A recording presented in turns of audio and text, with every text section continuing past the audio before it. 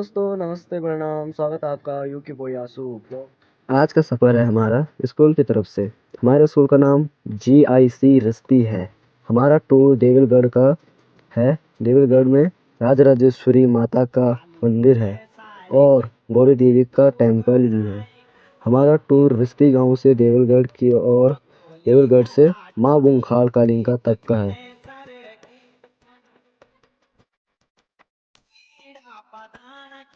चमन सिंह जादोड़ा की तासुआ कुंवरू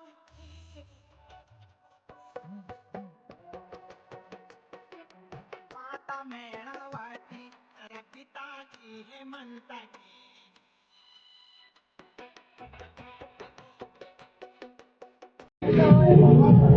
हेलो कभी लड़ा बजा देगा बजा सुनेगा हां बात बोल मेरे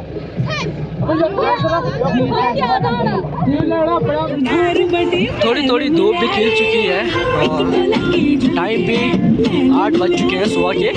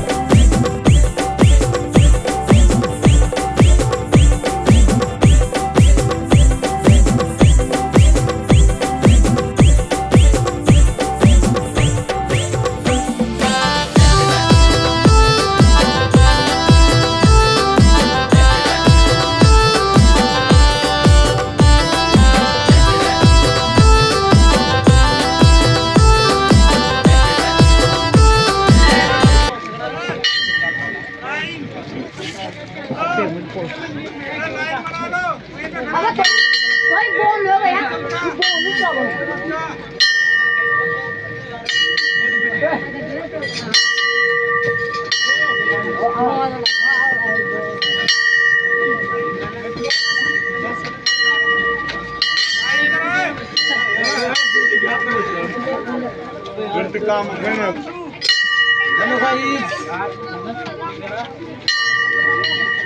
से पानी यार चल चल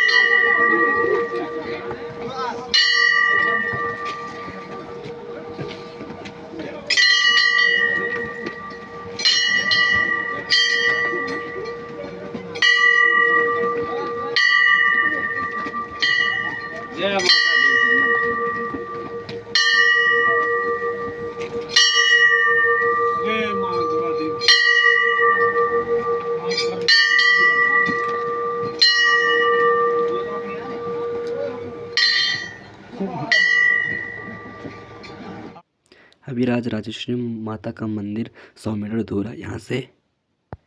जो आपको टेंपल दिख रहा है वो है गौरी टेंपल।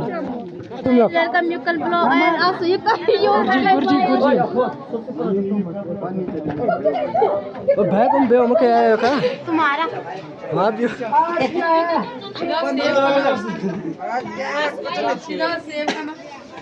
ये तो 50 मिनट है। सब लोग ओके पकड़ के थोड़ी यार ओ तो सुन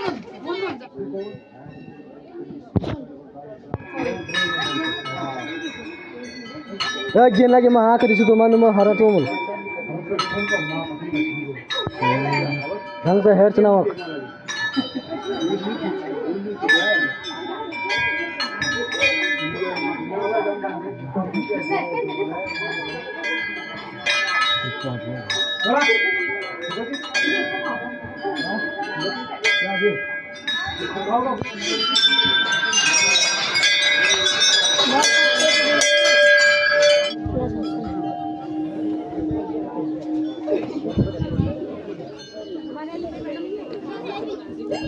जय हो जय श्री राम जय श्री राम।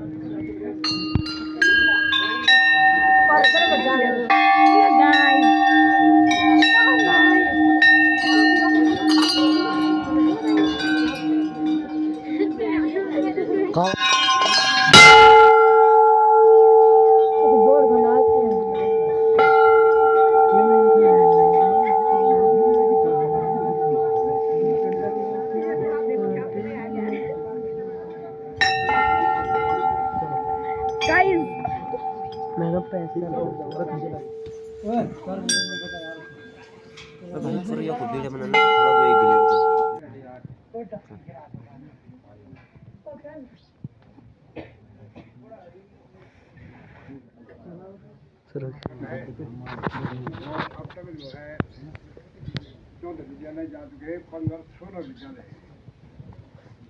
शैक्षिक भ्रमण में जब भी बच्चे आते हैं तो एक शिक्षक होने के नाते और थोड़ी बहुत जानकारी जो यहाँ के विषय में है उसको मैं हमेशा बच्चों को समझाता हूँ। इस साल 16 विद्यालय आ गए हैं और हर साल बच्चे आते हैं।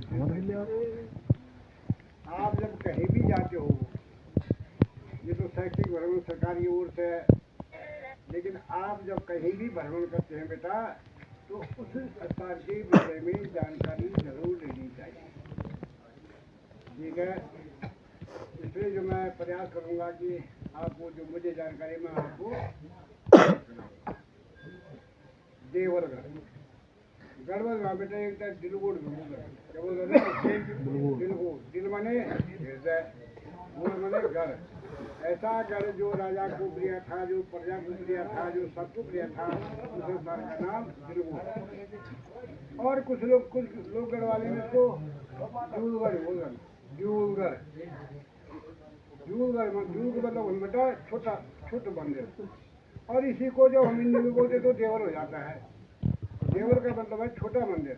इस स्थान के काल में राजराजेश्वरी का देवल, गौरजाल माई का देवल, भूतनाथ जी का देवल, भूतनाहर का देवल, दक्षिणान का देवल, उस स्थान का नाम देवलगढ़।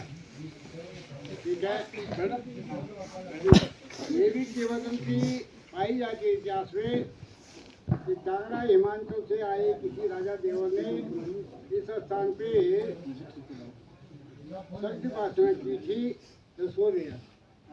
इसलिए इस स्थान का नाम देवल के नाम से देवलगढ़ पड़ा। जागरण और में आपने सुना होगा घेरेली माता तिरु धौलागढ़, सुना है तुम लोगों ने? तो बेटा ऐसा है, इसको धौलागढ़ भी कहते थे। क्यों? आज हम 20-30-40 साल तक की बात करें, अब तो और पे लैंडदार झाड़ी हो गई, बिना कटी झाड़ियाँ हो गई हैं, घास हो गई है। तब केवल धौला नामक झाड़ी जो है बहुत होती थी, भेल पे, पाखान पे, चट्टान पे, गदरे पे, खेतों में। और 3-4 महीने चैत बैसाख जेठ अषाढ़ धौला के जब फूल खिलते थे तो सारे ढोंडे सारे चट्टान जो थे वो सब लाल हो जाया करते थे। धौला के फूलों का भगवती के हवन में बड़ा महत्व है आज भी। धौला के फूलों को लोग जो है हवन के लिए उपयोग करते थे। और धौला की जो लकड़ी होती है बेटा, धौला टोंगा की लकड़ी, वो हवन के काम आज भी लाई जाती है, पहले भी लाई जाती थी। तो धौला झाड़ी की बहुतायत के कारण ही इस स्थान को धौलागढ़ कहा गया है, जागरों और कौन। अब जब हम इतिहास की बात करते हैं तो जब देवगढ़ के इतिहास की बात आती है तो राजा अजयपाल का नाम प्रमुखता से लिया जाता है। राजा अजयपाल जो थे बेटा, वो चांदपुरगढ़ी के राजा थे, जो कि चमोली के पास है। और वहाँ से सन 1512 में, कुछ इतिहासकारों के अनुसार 1506 में, कुछ के अनुसार सन 1320 में वो वहाँ से उन्नत श्रीयंत्र लेकर के देवगढ़ आए और यहाँ पर उन्होंने श्रीयंत्र की स्थापना करी। और नीचे गौरा मंदिर की स्थापना करी। कुछ इतिहासकारों का ऐसा मत है। अब जब अजयपाल की बात आती है तो चांदपुरगढ़ी का नाम आता है। चांदपुरगढ़ी का नाम आता है तो राजा भानु प्रताप का नाम आता है, राजा कनकपाल का नाम आता है। वहाँ के प्रथम शासक जो माने जाते हैं भानु प्रताप माने जाते हैं। भानु प्रताप की 2 लड़कियाँ थी। एक लड़की का ब्याह राजा कनकपाल से हुआ था और कनकपाल महाराज की 37वीं पीढ़ी में अजयपाल का जन्म हुआ। अब अजयपाल का जन्म हुआ तो किस्सा ये है कि कुमाऊं के राजाओं का और गढ़वाल के राजाओं का आपस में हमेशा ही छत्र कांगड़ा हुआ करता था। कुमाऊं की सेनाएं जो थी चांदपुरगढ़ी पर बार बार समय मिलते ही वो आक्रमण कर दिया करती थी। तो अजयपाल महाराज के जमाने में सन 1512 के आसपास चंपावत की सेना ने जो है चांदपुरगढ़ी पर चढ़ाई कर दी। तो गढ़वाल की सेना जो थी वो छिन्न भिन्न हो गई। सेना हार गई। और छिन्न भिन्न क्यों हो गई? इसलिए हो गई कि उस समय बेटा सुनो, अब तो सीधे फौज में भर्ती होती है, बड़ी बड़ी पटरे बनते हैं, 12 उसका जो है एक बटालियन होती है। तब ऐसा नहीं था। तब क्या होता था, जो गांव के सयाने होते थे, जो प्रधान होते थे, जो माल गुजार होते थे, जो ठोकदार होते थे, उनके अधीन में 4-4 6 लोग जो है गाँव के सिपाही के रूप में राजा की तरफ से रखे जाते थे। उनकी कोई ऐसी ज़्यादा ट्रेनिंग नहीं होती थी। और कुमाऊं की सेना सुसंगठित थी। सुसंगठित इसलिए थी कि वो बार बार कुमाऊं की सेना जो है गोरखाओं से आक्रमण करते थे वो। तो जब ये चंपावत की सेना ने आक्रमण कर दिया तो हमारी सेना छिन्न हो गई। और राजा अजयपाल को भी अपने प्राण संकट को देखते हुए जो है वो जंगल की ओर भागे, सिपाही और भगदड़ मच गई और वो भागकर प्राण बचाने के लिए वो किसी चोटी पर चले गए। इतिहास में ये लिखा हुआ है कि वो ऐसी चोटी पे पहुंचे जहाँ से केदार का कांठा दिखाई देता था, केदारनाथ की चोटी। और वहीं से उन्होंने एक टांग पे खड़े होकर के भोलेनाथ का स्मरण किया कि हे केदारनाथ, कब मर गए तू? मैं तो प्राण संकट में था ना, और मेरी सेना छिन्न भिन्न होगी, वो राजपाट चली। तो ऐसा कहा जाता है कि वहीं पर भोले बाबा सत्यनाथ भैरव के रूप में प्रकट हुए और राजा के सामने कहा कि आंखें खोलो, मैं सत्यनाथ भैरव के रूप में आया हूँ। तो राजा ने उससे आंखें खोली, थे महाराज मैं तो सब कुछ लूट गया। उन्होंने उठाया उसको अजयपाल को कन्ने में रख दिया और कन्ने में रख करके शरीर विस्तारित कर दिया, ऊपर के लिए बढ़ाया शरीर। इतना बढ़ा दिया कि राजा ने कहा नहीं महाराज मुझे डर लग रहा, नीचे उतारो। उन्होंने अजयपाल को कहा कि चारों तरफ दृष्टि डालो, जहाँ तक तुम्हारी दृष्टि जाएगी वहाँ तक तुम्हारा राज्य होगा। और उसके बाद सत्यनाथ के आदेश पे जो है राजा अजयपाल अपने भगवती का जो श्रीयंत्र था उसे उठा के यहाँ लाए, देवगढ़ में पहुँचे और यहाँ पर एक त्रिवेणी भवन का निर्माण कराया। श्रीयंत्र के साथ में महाकाली यंत्र, माँ कामाख्या का यंत्र और भाग से बटुक भैरव की स्थापना ये अजय पाल के द्वारा इस भवन में बताई जाती है। दूसरी मंजिल में राज परिवार रहा करता था। तीसरी मंजिल में राजा के सिपाही था। सिपाहीदार कौन थे साहब? पवार देखो, अजय पाल जो थे स्वयं पवार जाति के थे, राजपूत ठाकुर थे पवार, लेकिन उनके अनुयायी जो हर पवार भी है। सिपाहीदार कौन बने? पवार, भंडारी, किनारी, रावत, रोतला, कुंवर, विष्णु, धनाई, नेगी, चौहान, बुटोला, फरसान, कटहत, राणा, बटवाल ठाकुर, गुसाई ठाकुर और रमोला, ये राजा के खास सिपाहीदार थे। और इन ठाकुरों ने ही अजय पाल को चांदपुर गली से देवगढ़ में स्थापित करने में बड़ा योगदान दिया।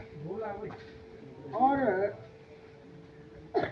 भगवती राजराजेश्वरी इन ठाकुर मूल रूप से राजेश्वरी है, इन ठाकुरों की भगवती है, इन ठाकुरों की कुलदेवी है, पर नई पीढ़ी को जानकारी नहीं है। राजेश्वरी का हो गया, ये भवन बना लिया। अब जब हम अजय पाल का नाम लेते हैं तो सत्यनाथ जी का नाम आया। तो जब सत्यनाथ की चर्चा मैं कर रहा हूँ, सत्यनाथ योगी जो थे नाथ संप्रदाय में एक महान सिद्ध योगी बताए जाते हैं। और कभी देवलगढ़ जो था नाथ योगियों का बड़ा प्रभाव था यहाँ पर। और ऐसा प्रभाव था कि राजा अजय पाल उनके आदेश से ही सब कुछ करता था। जब राजा अजय पाल यहाँ आया, 5 साल वो इस मकान पे रहा। इसके पास है बेटा बुगानी ऊपर है, अंधगढ़ी बोलते हैं बुगानी के लोग। इतिहास में उसको अंधगढ़ लिखा गया है। तो यहाँ से चली उसकी सेना और अंधगढ़ पे चढ़ाई करी, कब्जा कर लिया। वहाँ से चला नीचे के लिए, बेटो गप लगानी, मैंने पहले बोला था, मैंने अनुरोध आपसे, गप लगानी तो आप जा सकते हो। मैं अपना टाइम दे रहा हूँ आपको, तो काम छोड़ जा रखो। तो वहाँ से चले वो बंदा खेती नीचे उठे और चले न्यालगढ़ पे कब्जा हो गया। न्यालगढ़ के स्थित चला वो भेलगढ़ पे कब्जा हो गया। भेलगढ़ के बाद चला वो कढ़ीगढ़ और कढ़ीगढ़ पे कब्जा हो गया। अब आया देवगढ़ आकर के चला वो भड़ोली की तरफ। तो भड़ोली से आगे जो है गढ़ था छोटा, हमको भी पता है, छोटे में हमने वहाँ पे खूब खंडर देखे थे, तो लोग पत्थर उठा के ले गए हैं।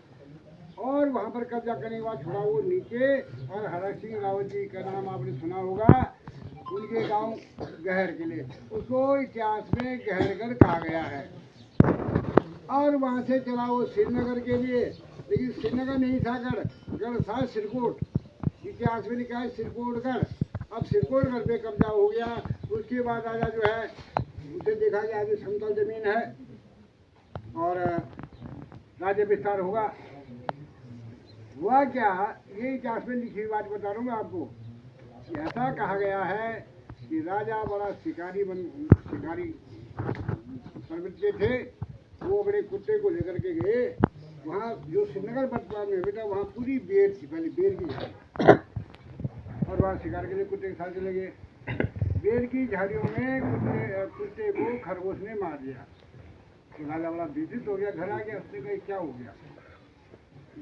रात को स्वप्न राजा को, ये राजा ये श्री क्षेत्र है, बड़ा पवित्र क्षेत्र है, तो अपनी राजधानी देवगढ़ से लेकर के और यहाँ बसा है। और तब 5 साल बाद सन 1512 में अजय पाल राजा अपनी राजधानी को श्रीनगर ले गए। और वहाँ जो बसागत हुई थी वो वर्तमान में जहाँ पे SSC है उसके नीचे था उसका महल, वहाँ बस्ती बसाई गई थी। तो ये गया श्रीनगर। अब मैं लेता सत्यनाथ नाथ योगों की, देखो यूपी के मुख्यमंत्री हैं आदित्यनाथ जी, उनके गुरु थे अभयनाथ जी। अभयनाथ जी का 3-4 बार यहाँ प्रधान में हो रखा है, उनसे बड़ी अच्छी मुलाकात हमारे भी हैं।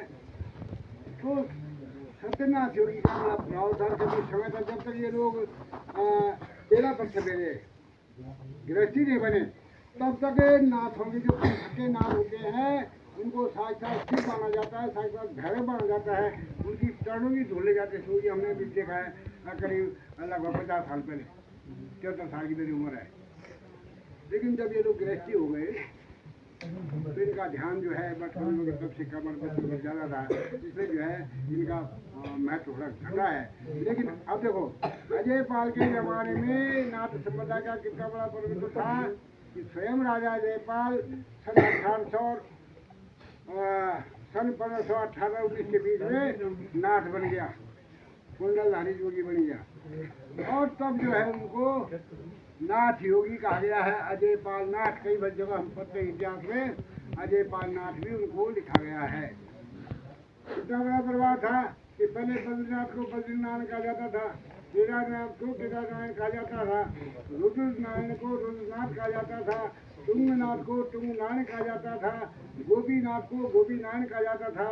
और अजय पाल जब जो है उस संप्रदाय में दीक्षित हो गए तो नारायण शब्द इन मंदिरों के पीछे से हटा दिया गया और नाथ शब्द जोड़ दिया। तो बद्रीनारायण से बद्रीनाथ हो गए, केदारनाथ से केदारनाथ हो गए, रुद्रनारायण से रुद्रनाथ हो गए, तुंगनारायण से तुंगनाथ हो गए, गोपीनाथ से गोपीनाथ हो गए। ऐसे और मंदिर है वहाँ। तो महाराजा जयपाल नाथ बन गए। और नाथ अकबर जी सदा थी, उन्होंने यहाँ पर जब कानपुर रिसाई तो ये बहुत नहीं आदि की स्थापना की। और गौरव जी के बगल में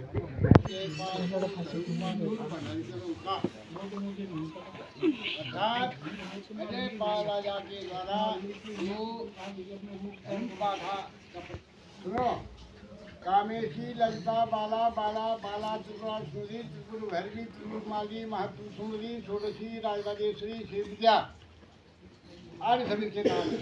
शून्य से लेके 5 साल तक इसको बाला भी कहते हैं, बाला सुंदरी भी बोलते हैं, बाला सुंदरी भी बोलते हैं। 5 से 15 साल तक बेटा ये पंचदशाक्षरी विद्या का है। इसको हम नन्ना देवी राजश्री कहते हैं। कर्मला की गई 15 साल तक की कन्या जो है वो नन्ना देवी राजश्री। जिस दिन वो 16 साल की हो जाएगी उसको षोडशी नाम दिया गया। षोडशी संपूर्ण राजेश्वरी हो गई। 16 कलाओं से युक्त है, 16 प्रकार का भोग है, 16 प्रकार का श्रृंगार है। ये मैंने राजश्री के विषय में आपको बताया। हम उनियाल है और नित्य पुजारी हैं। और मूल रूप से ये कुमार कुमार भंडारी कन्नारी रावत उत्तला कुंवर विश्व धनाई नीगी चौहान गुरुला और डाड़ा गौठान कुंवर भरताल ऊंचाई और गमोला मूल रूप से इन लोगों की देवी है। अब थोड़ा अंतर कर तो लोग भ्रमित पड़ जाए। क्षेत्र की देवी और कुल देवी में अंतर होता है। क्षेत्र की देवी बेटा वो है क्योंकि हम लोग सब भाषाई हुए हमारे पुराने, कोई राजस्थान अधिकांश लोग राजस्थान से आए हुए ठाकुर लोग, कोई बिहार से आए, कोई बंगाल से आए, कोई उड़ीसा से आए, कोई कहीं से आए। तो जो देवी देवता हमारे कभी मिलेंगे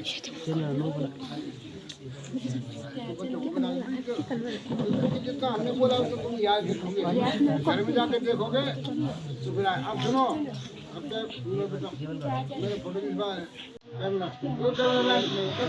आवाज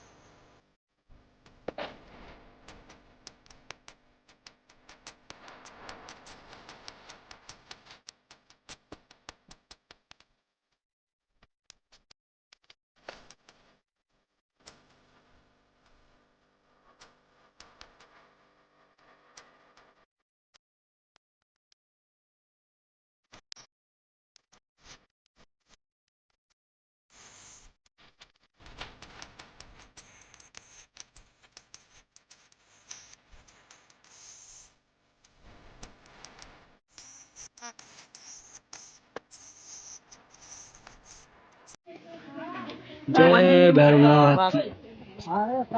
यह सोन भांडा।